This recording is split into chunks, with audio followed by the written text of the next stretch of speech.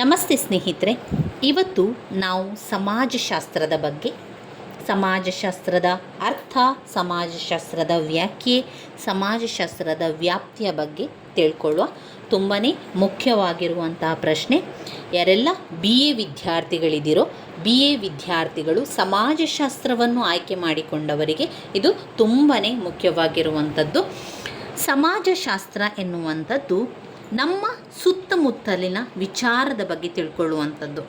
ಸಮಾಜ ವಿಜ್ಞಾನಗಳಲ್ಲಿ ಅನೇಕ ವಿಚಾರಗಳನ್ನು ನಾವು ತಿಳ್ಕೊಳ್ಳಬೇಕಾಗಿರುವಂಥದ್ದು ಕಾಣ್ಬೋದು. ಇದರಲ್ಲಿ ಮುಖ್ಯವಾಗಿ ನಾವು ಸಮಾಜ ವಿಜ್ಞಾನ ಅಥವಾ ಅಧ್ಯಯನ ಶಾಸ್ತ್ರ ಅಂತ ಹೇಳುವಂಥದ್ದು ಸಮಾಜಗಳು ಮತ್ತು ಅವು ಅಲ್ಲಿ ಜೀವಿಸುವಂತಹ, ವಾಸಿಸುವಂತಹ ರೀತಿ ತನ್ನದೇ ಆದ ವಿಶಿಷ್ಟ ವಿಶ್ಲೇಷಣಾತ್ಮಕ ಶೈಲಿಯಲ್ಲಿ ಅಧ್ಯಯನ ಮಾಡುತ್ತಾ ಬಂದಿರುವಂಥದ್ದು. ಇಂದಿಗೂ ಕೂಡ ಈ ಒಂದು ಪರಂಪರೆ ಮುಂದುವರಿಯುತ್ತಾ ಇದೆ. ಜನರ ವರ್ತನೆಯ ರೀತಿ, ಅವರ ಸಮೂಹಗಳು, ಅವರ ಉದ್ದೇಶಗಳು, ವಿವಾಹ, ಕುಟುಂಬ, ಹಣ ಸಂಪಾದನೆ ಎಲ್ಲ ಕೂಡ ಸಮಾಜಶಾಸ್ತ್ರದೊಳಗೆ ಬರ್ತದೆ. ಸಮಾಜಶಾಸ್ತ್ರದ ಪಿತಾಮಹ ಅಗಸ್ಟ್ ಕಾಮ್ಟರವರು ಸಮಾಜಶಾಸ್ತ್ರದ ಪಿತಾಮಹರಾಗಿದ್ದಾರೆ. ಮೊದಲನೇದಾಗಿ ಸಮಾಜಶಾಸ್ತ್ರದ ಉಗಮ ಮತ್ತು ಬೆಳವಣಿಗೆಯ ಬಗ್ಗೆ ತಿಳ್ಕೊಳ್ಳುವ. ಸಮಾಜಶಾಸ್ತ್ರವು ಒಂದು ಸ್ವತಂತ್ರ ಹಾಗೂ ಪ್ರತ್ಯೇಕ ಅಧ್ಯಯನ ಶಾಸ್ತ್ರವಾಗಿ ರೂಪುಗೊಳ್ಳತೊಡಗಿದ್ದು 19ನೇ ಶತಮಾನದ ಮಧ್ಯಭಾಗದಲ್ಲಿ. ಅಂದರೆ ಅನಂತರ 50 ವರ್ಷಗಳಲ್ಲಿ ಅದು ವೈಜ್ಞಾನಿಕತೆಯತ್ತ ಹೋಗ್ತಾ ಹೋಯಿತು. ಅಗಸ್ಟ್ ಕಾಮ್ಟರವರು ಸಮಾಜಶಾಸ್ತ್ರಕ್ಕೆ ಅಡಿಗಲ್ಲನ್ನು ಇರಿಸುವುದಕ್ಕೂ ಮುಂಚೆಯೇ ಸಾಮಾಜಿಕ ಚಿಂತನೆ ಎನ್ನುವಂಥದ್ದು ಬಂದಿತ್ತು. ಸಹಸ್ರಾರು ವರ್ಷಗಳಿಂದಲೇ ಚಿಂತಕರು, ತತ್ವಜ್ಞಾನಿಗಳು, ಕಾನೂನು ಪಂಡಿತರು ಅವುಗಳ ಪರಿಹಾರದ ಕುರಿತಾಗಿ ತಮ್ಮದೇ ಆದ ವಿಚಾರಗಳನ್ನು ಕೂಡ ಹೊಂದಿದ್ರು. ಅನೇಕ ಸಮಾಜಶಾಸ್ತ್ರಜ್ಞರು ಬೇರೆ ಬೇರೆ ರೀತಿಯ ವಿಚಾರಗಳನ್ನು ಹೇಳ್ತಾ ಇದ್ರು. ಭಾರತದ ಕೌಟಿಲ್ಯನ ಅರ್ಥಶಾಸ್ತ್ರ, ಹಾಗೆ ಮನುವಿನ ಧರ್ಮಶಾಸ್ತ್ರ ಅಥವಾ ಸ್ಮೃತಿ, ಗ್ರೀಕ್ ದಾರ್ಶನಿಕ ಪ್ಲೇಟೋ ಬರೆದ ರಿಪಬ್ಲಿಕ್, ಅರಿಸ್ಟಾಟಲ್ನ ಪಾಲಿಟಿಕ್ಸ್ ಮತ್ತು ಎಥಿಕ್ಸ್, ಈ ರೀತಿಯಾಗಿ ಬೇರೆ ಬೇರೆ ಸಾಮಾಜಿಕ ಚಿಂತನೆಗಳನ್ನು ಕಾಣ್ತಾ ಹೋಗ್ಬೋದು. ಇಲ್ಲಿ ಸಮಾಜಶಾಸ್ತ್ರದ ಉಗಮಕ್ಕೆ ಕಾರಣವಾದಂತಹ ಅಂಶಗಳನ್ನು ತಿಳ್ಕೊಳ್ಳುವ. ಸಮಾಜಶಾಸ್ತ್ರದ ಉಗಮಕ್ಕೆ ಕಾರಣವಾದಂತಹ ಅಂಶಗಳನ್ನು ನಿಮ್ಮ ಪ್ರಶ್ನೆ ಪತ್ರಿಕೆಯಲ್ಲಿ ಹಲವು ಬಾರಿ ಕೇಳಿರುವಂತಹ ಪ್ರಶ್ನೆ. ಸಮಾಜಶಾಸ್ತ್ರದ ಉಗಮಕ್ಕೆ ಕಾರಣವೇನು? Factor that contributed to the emergency of sociology ಎನ್ನುವಂಥದ್ದು ಸಮಾಜಶಾಸ್ತ್ರದ ಉಗಮಕ್ಕೆ ಕಾರಣವಾದಂಥ ಅಂಶಗಳೇನು? ಅದಕ್ಕೆ ಬೇರೆ ಬೇರೆ ಕಾರಣಗಳನ್ನು ಕಾಣ್ಬೋದು. ಒಂದು, ಜ್ಞಾನೋದಯದ ಯುಗದ ಪ್ರಭಾವ, ಅವಳಿ ಕ್ರಾಂತಿಗಳ ಪರಿಣಾಮ. ಅದರಲ್ಲಿ ಫ್ರಾನ್ಸಿನ ಮಹಾಕ್ರಾಂತಿ ಮತ್ತು ಇಂಗ್ಲೆಂಡಿನ ಕೈಗಾರಿಕಾ ಕ್ರಾಂತಿ, ಭೌತ ವಿಜ್ಞಾನಗಳು ಮತ್ತು ಇತರ ಸಮಾಜ ವಿಜ್ಞಾನಗಳ ಬೆಳವಣಿಗೆಯಿಂದಂತಹ ಪಡೆದಂತಹ ಸ್ಫೂರ್ತಿ, ವಿಭಿನ್ನ ಸಮಾಜಗಳು ಮತ್ತು ಸಂಸ್ಕೃತಿಗಳ ಅಧ್ಯಯನ ನೀಡಿದಂತಹ ಸ್ಫೂರ್ತಿ.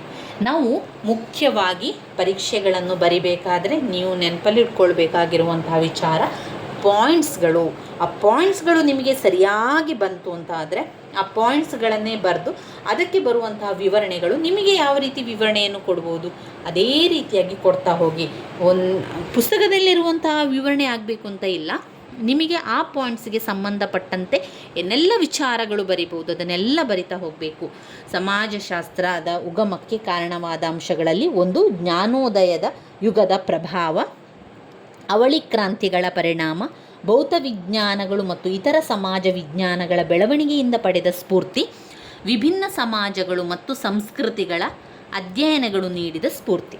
ಸಮಾಜ ವಿಜ್ಞಾನಗಳ ಪರಂಪರೆಯ ಆರಂಭವನ್ನು 19ನೇ ಶತಮಾನದ ಮಹತ್ವದ ಬೌದ್ಧಿಕ ಬೆಳವಣಿಗೆಗಳಲ್ಲೊಂದು ಎನ್ನಬಹುದು.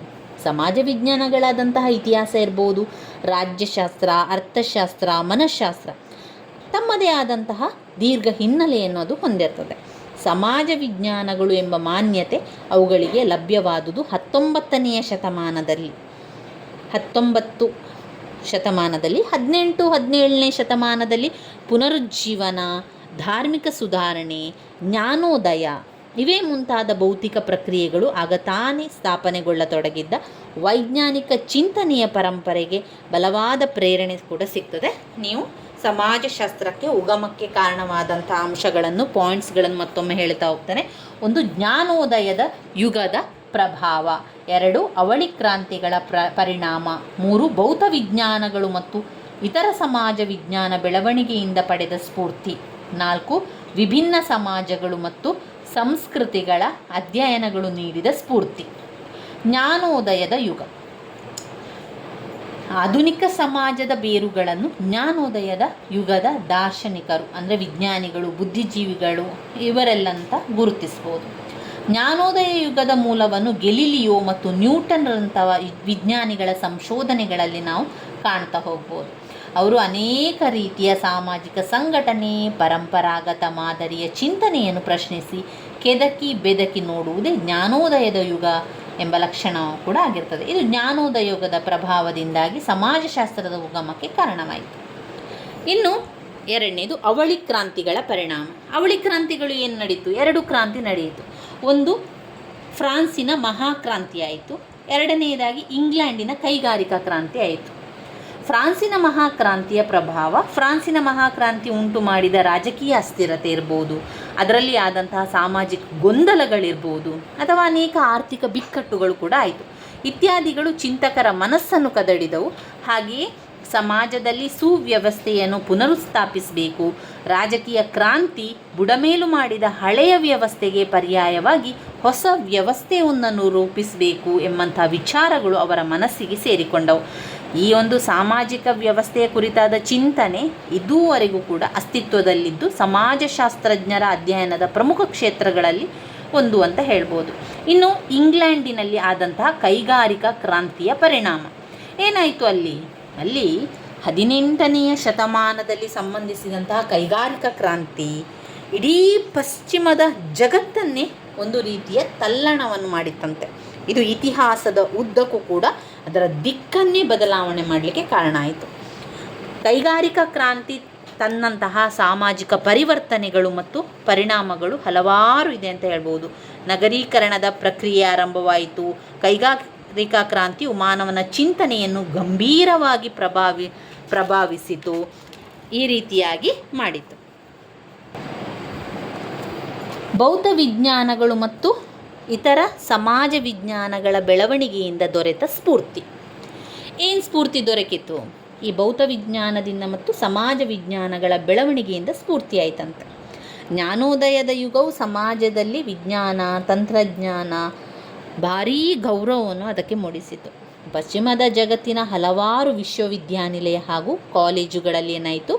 ವಿಜ್ಞಾನದ ವಿಷಯಗಳು ಬೋಧಿಸಲ್ಪಡತೊಡಗಿದವು. ವಿಜ್ಞಾನದ ಫಲಶ್ರುತಿ ಎಂದೆನಿಸಿಕೊಂಡಂತಹ ತಾಂತ್ರಿಕ ವಸ್ತುಗಳಾದ ಯಂತ್ರತಂತ್ರಗಳು, ಮೋಟಾರು ಕಾರುಗಳು, ಹಬೆಯಂತ್ರಗಳು, ಕೋವಿ ಫಿರಂಗಿಗಳು, ಪೆನ್ನು, ಪೇಪರು, ಮುದ್ರಣ ಯಂತ್ರಗಳು ಇತ್ಯಾದಿಗಳು ಎಲ್ಲೆಡೆ ಬಳಸಲ್ಪಡತೊಡಗಿದವು. ಇದೆಲ್ಲದರ ಒಟ್ಟು ಪರಿಣಾಮವೆಂಬಂತೆ ವಿಜ್ಞಾನಕ್ಕೆ ಮತ್ತು ವಿಜ್ಞಾನದೊಂದಿಗೆ ಸಂಬಂಧ ಹೊಂದಿದವರಿಗೆ ವಿಶೇಷವಾದ ಮನ್ನಣೆ ಕೂಡ ಲಭಿಸತೊಡಗಿತ್ತು. ನೈಸರ್ಗಿಕ ಅಥವಾ ಭೌತ ವಿಜ್ಞಾನಗಳ ಕ್ಷೇತ್ರದಲ್ಲಿ ಸಾಧ್ಯವಾದ ಯಶಸ್ಸು ಸಾಮಾಜಿಕ ಜಗತ್ತಿನಲ್ಲಿ ಸಾಧ್ಯವಾಗಲಾರದೇಕೆ ಎನ್ನುವಂಥ ಪ್ರಶ್ನೆ ಕೂಡ ಬರ್ತಾಯಿತ್ತು. ಇನ್ನು ಅಗಸ್ಟ್ ಕಾಮ್ಟರವರಾಗಿರ್ಬೋದು, ಡರ್ಕಿಮ್, ವೆಬರ್ ಮುಂತಾದ ಚಿಂತಕರು ಸಮಾಜಶಾಸ್ತ್ರದಲ್ಲಿ ಕೂಡ ವೈಜ್ಞಾನಿಕ ವಿಧಾನಗಳನ್ನು ಬಳಕೆ ಮಾಡುವುದು ಸಾಧ್ಯವಿದೆ ಅಂತ ಹೇಳಿ ಸಾಧಿಸಿ ತೋರಿಸ್ತಾ ಇತ್ತು. 4ನೇ ಪಾಯಿಂಟ್ ನೋಡಿದರೆ, ಹೊಸದಾಗಿ ಅನ್ವೇಷಣೆಗೊಂಡಂತಹ ಸಮಾಜಗಳು ಮತ್ತು ಸಂಸ್ಕೃತಿಗಳು ನೀಡಿದ ಸ್ಫೂರ್ತಿ. ಹೊಸದಾಗಿ ಅನ್ವೇಷಣೆಗೊಂಡಂತಹ ಸಮಾಜಗಳು ಮತ್ತು ಸಂಸ್ಕೃತಿಗಳು ನೀಡಿದ ಸ್ಫೂರ್ತಿ.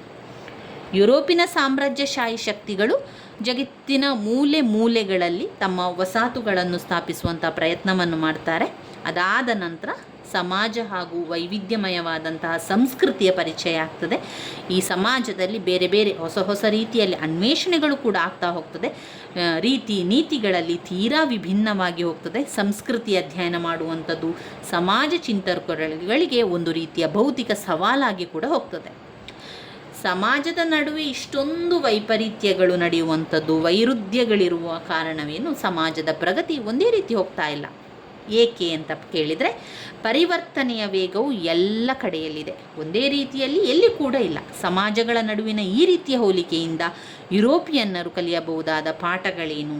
ಈ ಪ್ರಶ್ನೆಗಳಿಗೆ ನಿಖರವಾದ ಹಾಗೂ ಸಮಾಧಾನಕರವಾದ ಉತ್ತರವನ್ನು ಕಂಡುಕೊಳ್ಳುವ ಪ್ರಯತ್ನವಾಗಿ ಸಮಾಜಶಾಸ್ತ್ರವು ಒಂದು ಸ್ವತಂತ್ರವಾದ ಹಾಗೂ ವಿಶಿಷ್ಟವಾದ ಅಧ್ಯಯನ ಶಾಸ್ತ್ರವಾಗಿ ಮೂಡಿ ಬರ್ತದೆ.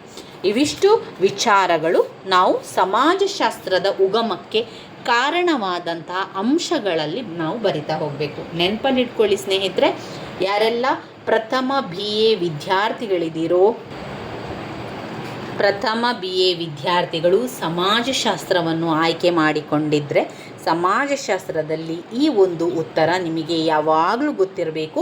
ಸಮಾಜಶಾಸ್ತ್ರದ ಉಗಮಕ್ಕೆ ಕಾರಣವಾದಂಥ ಅಂಶಗಳು, ಸಮಾಜಶಾಸ್ತ್ರದ ಆರಂಭಕ್ಕೆ ಉಗಮಕ್ಕೆ ಸಹಾಯಕಾರಿಯಾದಂತಹ ಅಂಶಗಳೇನು ಎನ್ನುವಂಥದ್ದು ಪ್ರತಿಯೊಬ್ಬರಿಗೂ ಅದು ಗೊತ್ತಿರಬೇಕು.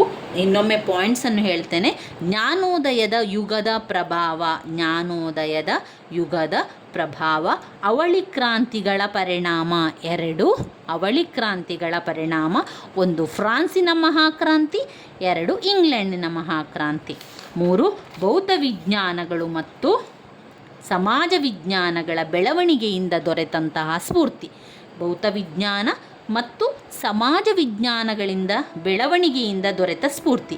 4 ಹೊಸದಾಗಿ ಅನ್ವೇಷಣೆಗೊಂಡಂತಹ ಸಮಾಜಗಳು ಮತ್ತು ಸಂಸ್ಕೃತಿಗಳ ಒಂದು ನೀಡಿದ ಸ್ಫೂರ್ತಿ. ಹೊಸದಾಗಿ ಅನ್ವೇಷಣೆಗೊಂಡ ಸಮಾಜಗಳು ಮತ್ತು ಸಂಸ್ಕೃತಿಗಳು ನೀಡಿದಂತಹ ಸ್ಫೂರ್ತಿ ನಮ್ಮ ಸಮಾಜಶಾಸ್ತ್ರದ ಉಗಮಕ್ಕೆ ಕಾರಣವಾದಂತಹ ಅಂಶಗಳು. ನನ್ನ ವಿಡಿಯೋಸ್ ಎಲ್ಲ ನಿಮಗೆ ಇಷ್ಟ ಆಗ್ತಾ ಇದ್ದರೆ ಲೈಕ್ ಕೊಡಿ, ಶೇರ್ ಮಾಡಿ, ಸಬ್ಸ್ಕ್ರೈಬ್ ಮಾಡಲಿಕ್ಕೆ ಮರಿಬೇಡಿ ಸ್ನೇಹಿತರೆ. ಧನ್ಯವಾದಗಳು.